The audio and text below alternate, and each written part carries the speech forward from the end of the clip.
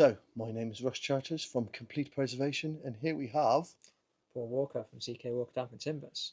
CK Walker, Damp and Timbers. You have to say it in that kind of way. CK Walker, Damp and Timbers. Right, so today we're going to be talking about basements. Now, you might be a newbie into the industry, you might be a fully fledged waterproofing geek, and there's a lot of mine that are really good. Yeah. Take me out to them. And there's also perhaps building surveyors, or maybe even a person that's looking to get their basement waterproofed. So we'll just touch on a few little interesting things or things we come across. Now, I'll let Paul start with this, but I'll just goad him. Paul, you don't do basements, do you? No. No, I spent all that money doing the courses, learning all about basements, becoming a qualified waterproofing surveyor. How long ago was that? 10 years ago, Yeah. something like that. The more I learnt, the more I thought maybe steer clear of them. Lots of liability, just things that can kind of and as you know, when it goes wrong, it's going to go wrong badly. Now, luckily, I have had a little bit of experience in doing some in the earlier days, but I've had nothing go wrong. I think I touch wood, touch a bit of button. Yeah. I think I've done my CSSW. I think it was about 2011, so it's a long time. I've done that for my damp and timber, and that was because to be part of the Newton thing, you had to go and do the CSSW, which is really good because it showed how stringent they were back then compared to other people, shall we say. But one thing that I did find it was a bit weird when you do your training, it was Phil Hewitt back then. It was very glorified about waterproofing basements. Yes, and it was like it's like an elite. Yeah, and it didn't really sort of like scare you. Like when I done my damp and timber with Graham Coleman back in the day, and Graham said, if you get a big dry rot job, just stay away from it because it can finish you. Yeah. And it's exactly the same as the waterproofing, but it never got thought about like that, did it? No. It was always sort of glorified. You got a fly on your nose. Can you I feel felt it. I thought it would go. Yeah. So but it's interesting you did the waterproofing before damp proofing, because I think for most people traditionally you start with a damp, you do the waterproofing. I think I was the first person to ever do it that way, but it was just I didn't particularly want to do it that way. It's just the way it done, way it fathomed out, sort of thing. And I remember when it was Hannah at the PCA, and I thought I was a bit of a boy, you and my stuff. She sent me some of the exam stuff for the damp and timber. I said I'll just go and do the exam. I remember when it come through, and I was like, I ain't got a clue. And I phoned her back up and said, you have to put me in for the training. I just didn't have a clue. I couldn't have answered any of the questions, I don't think. It's only a 2-day course and anyone can pass the exam, apparently. Well, I'll tell you this now. If you're going to go and do a training course on damp and timber and waterproofing and stuff like that, the only one, in my opinion, is of any value, and people argue this, is the PCA one because it's the hardest. Yeah. And also, what I think is good about it, you're going to do the report writing. So the report is half of everything in it. Yeah. So you could be the best surveyor, you might know your onions, but if you cannot convey that into a report, and as I always say, surveying a building is like boxing. And the analogy I always say, protect yourself at all times. Whether that's lots of photos or a blimmin' good report explaining what you can and can't see. So with the waterproofing, it's tempting. Someone phones you up and they've got this basement, and it's a 30 grand job or something, and you just got to think I can put the lads on that for a little while, but you just can't do it, can you? No, and a lot of the time it sounds a lot of money, but when you start looking at the time it takes to do it, the cost of materials and reliability, it's not as good as you think it is. Yeah, we've never earned any money off the basements when we've done stuff. We're just slow where you're trying to do everything so meticulously. Yeah. And like the horror stories, I can't remember his name. He'd done the PCA regionals, and he was on about, is it someone called Peter or something up in London? Little bloke. He was on about all the problems where this job went wrong. The builder done this and done that, and the liability. And you're sat there thinking, why are these people actually doing all the waterproofing? It depends. I mean, if you're an employee, you've not personally got the liability, so. Yeah. But I think this is the difference. When you're an actual business owner, do you want to take the liability? No. The thing is, if you go and do a little job and it's a little damp wall, bit of damp on a wall, and it goes wrong, and you've got to go back and fix it, and it's a day. It's a day. If you're going to do waterproofing and it goes wrong, you've got a problem. Now, I remember we did a job, and it was a retaining wall, and it wasn't really that risky. working for a builder, and he was supposed to get all this prep work done, clean all the DPC where we were joining the membrane with the tape and over tape and what have you. He hadn't done it all properly, so we get there, there's just muck everywhere. So you've got to clean it all off. And he's like, oh, you know, sorry, like just trying to chat you up. And the outlets aren't right for the base range, and you're thinking, what am I doing this for? Like, it really made me angry. And after then, I said I'd never do it. But before then, we had this, just after them, the same job. Neil come back from a job, and he's driving back. I said, just pop on through and just check what they're up to, what have you. And we put like starter ties in, like into the, what are they called? Plugs, yeah. Plugs, yeah. And they've got like a little rubber grommet round them. You say you passed the CSSW. I passed the CSW, but I'm not a waterproofer. Even though I got the qualification, I'm not good enough. I hands up. And so basically, the builder was there banging, trying to line them up with his bed joint. So we put them in the correct height, because that's what he wanted. We put a laser through, so it's bang on. And I said to him, it's imperative they don't get moved, because once that rubber seals off, if anything comes through, there's a problem. Then you're going to have insulation and and it's because of cavity and an inner skin on it. It was Celcom. Behind there was a kitchen, and it was a high-end kitchen, probably 20 grand or something going in there. So when that went wrong, if it did go wrong, what would happen is, well, you've done it. I'd have to then drill through everything and try and prove what had happened. He's going to deny it. Yep, of course.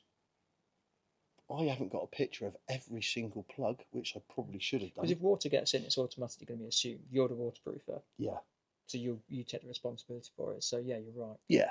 So that was the last waterproofing job I ever done. And I got offered a very straightforward one, maybe 2 years ago, for about 25 G's, 25 grand.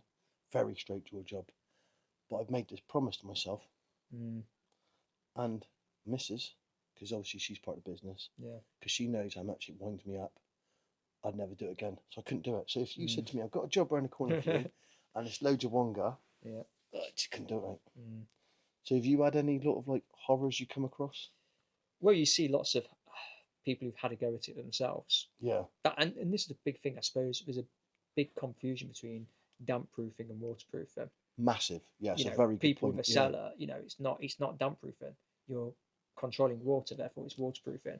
And there's a huge difference in specifications and making something bone dry. See, what I found with basements is that when you would price them, people, you said, oh, I want a dry space, I want to turn this into a utility or a little games room or something like that. And when you start to explain that, well, okay, to get it to be dry, we need to do this, this, and this, and this. And when you look at the British standards, and it says you've got to have your pump, you've got to have a battery backup, just in case that one fails. And when you explain to a client who has little understanding, it sounds like overkill. Sounds like you're trying to sell them. We've never had any water in it before. No, and that's the bit. Oh, it's never flooded once. It's only a bit damp. Yeah, I mean, you don't know how long they lived there. They may have lived there 20 years and never flooded, but one day it might, and that's what the British standard says. It's basically was that you've got to waterproof to full height, isn't it? Yeah. Like head height. So I remember I did one. This was years ago now, 15 years ago, when I was like, I was a little bit excited about it. We did do a few basements, done the job, and next thing Blake's like, "There's water coming in." And I was like, well, no, sorry, the pump's going crazy. And I was like, oh, yeah, well, the pump will cut in. Yeah. And he's like, but the pump never cut in. He'd always make sure he topped the water up in there. Yeah. Because he just wanted to make sure there's water in there and make sure it's just going to pump okay, because that's how he was. Yeah. And I was like, oh. Anyway, he phoned me up and I could hear it.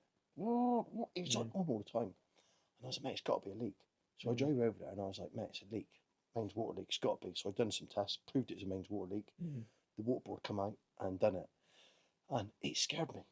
It did scare me, because that is the reality. You're dealing with water, and your guarantee, that should be covered. If you've got a mains water leak or a burst drain or something, or dare I say, a lot of snow melting, there's a lot of water come through very quickly.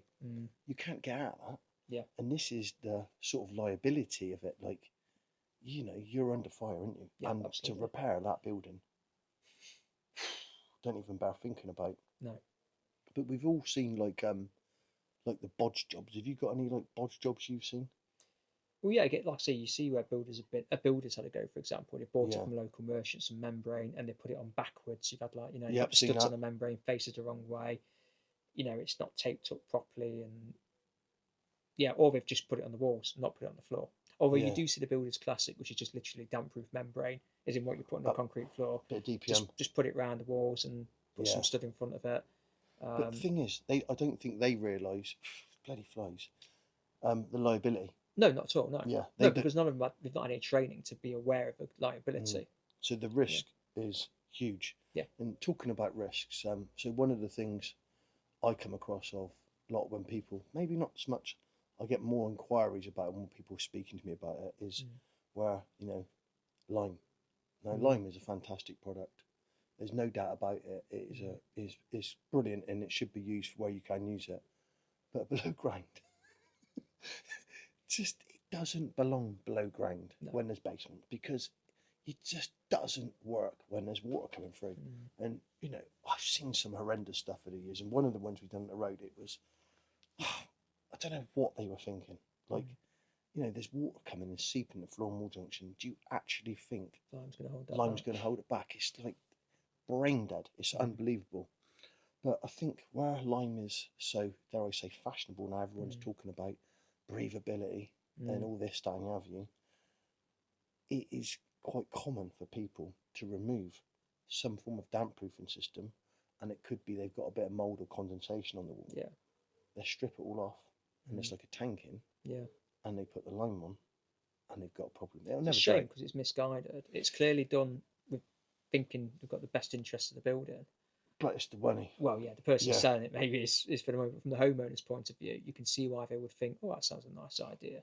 But doing it properly, but as we know, that's not properly. It's not to British standards. It doesn't say anywhere in there. Put lime on the walls. It's a really good point, because actually, if you follow the British standard BS 8102, it does tell you how you can do Type C like systems to historic buildings, like listed buildings, because if you've got a room that should be habitable and you cannot stop the moisture, the damp problems coming through the wall, of course you put a management system in.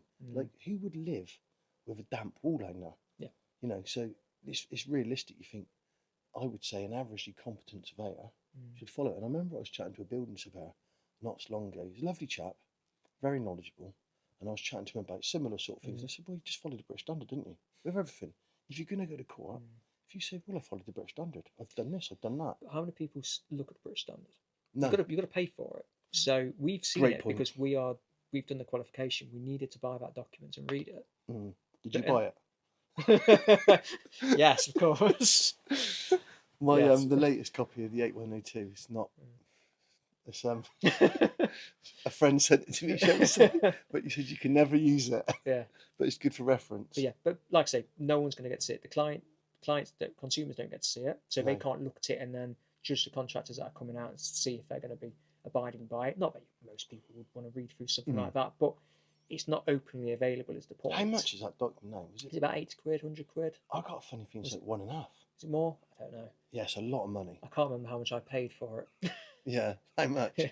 I have a look at a few things. I have sent a few documents off over the years to people. Yeah.